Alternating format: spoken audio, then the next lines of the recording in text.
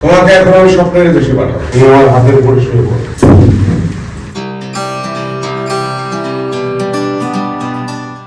লাল আর নীল স্পটলাইটে ভরে গেছে মঞ্চ, চারিদিকে নিস্তব্ধতা। ঠিক তখনই শোনা যায় ছু মন্তর ছু। কথা ছিল এক ফুতেই সামিয়া উধাও হবেন, কিন্তু গল্পটা ঘুরে গেল অন্যদিকে। জাদুকর নিজেই সরে গেলেন আলো থেকে, আর সামিয়াকে পাঠিয়ে দিলেন এক স্বপ্নের জগতে। আজকে আমরা আছি নোংর শুটিং সিটিতে। এখানে শুটিং চলছে ম্যাজিশিয়ান মোতালেব নাটকের শুটিং। এখানে মোশাররফ করিম, সামিয়া অথৈ সহ আরো অনেকেই অভিনয় করছেন। তো শুটিং বাড়ির গল্পে আজকে চলুন আমরা ঘুরে দেখি আজকের নাটকের শুটিং। এই জাদুকর আর কেউ নন, তিনি মোশাররফ করিম, শক্তিমান অভিনেতা ও জনপ্রিয়তার শীর্ষে থাকা একজন শিল্পী। গল্প আর চরিত্র প্রসঙ্গে জানতে চাইলে তিনি জানান, এই নাটকটির পরিচালনায় আছেন রাকেশ বসু। তার নাম হচ্ছে জাদুকর মোতালেব 2। তার মানে এর আগে 1 হয়ে গেছে, একে শুটিং করেছি প্রায় বছর খানেক আগে বা তারও আগে। খুব পজিটিভ একটা ক্যারেক্টার, যে তার কাজের নিজের উন্নতির স্বপ্ন দেখে এবং একই সঙ্গে সোসাইটির উন্নতির স্বপ্ন দেখে। সংক্ষেপে বলতে গেলে চরিত্রটা এটাই। এক জীবনে 700-ও বেশি নাটকে অভিনয় করা মোশাররফ করিম এবার হাজির হয়েছেন ম্যাজিশিয়ান রূপে। কখনো কেচি ছাড়াই আঙুলের ইশারায় ফিতা কেটে ফেলেন, কখনো আবার ছুমন্তর ছু বলে ভ্যানিশ করে দেন অন্য কাউকে।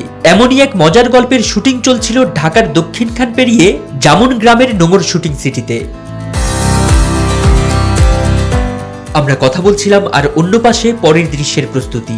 লাইট সেটিং, আর্ট ডিপার্টমেন্টের ব্যস্ততা, ক্যামেরার নিখুঁত পজিশন, কারো দম ফেলার সময় নেই। সাজঘরে গিয়ে দেখি গল্পের নায়িকা সামিয়া অথৈ। পরের দৃশ্যের জন্য প্রস্তুত তিনিও। একেবারে ভিন্ন গল্প আর চরিত্রে কাজ করার অভিজ্ঞতা নিয়ে তিনি বলেন, আজকে যে কাজটি করছি সেটা হচ্ছে জাদুকর মোতালেব 2, যেটা সিকুয়েল 1 হয়েছে অলরেডি। এটা সিকুয়েল 2 দীপ্তর জন্য একটা কাজ করছি, এবং দাদা রাকেশ বসুর সাথে অনেকদিন পর আমার কাজ হচ্ছে। সো নতুন করে 2026-এর প্রথম কাজ, আর এই শীতের মধ্যে আমরা প্রথম কাজ করছি একসাথে। ভালো লাগছে এটাই যে খুব বছরটা শুরু হতেই আমি কাজের মধ্যে ঢুকেছি। সো একটা এনার্জি কাজ করছে, একটা ভালো লাগা কাজ করছে, এবং সেই সাথে এই স্পিড নিয়ে আসলে সামনে কাজ করতে চাই।